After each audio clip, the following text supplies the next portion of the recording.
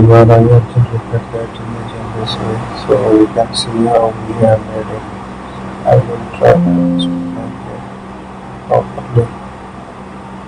So we will use the changes around it.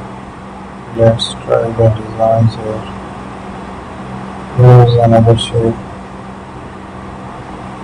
and for the designs as well, I will use an eraser tool here. So here it is. I will make a selection.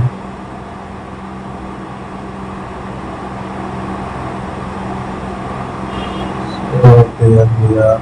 We will make another shape.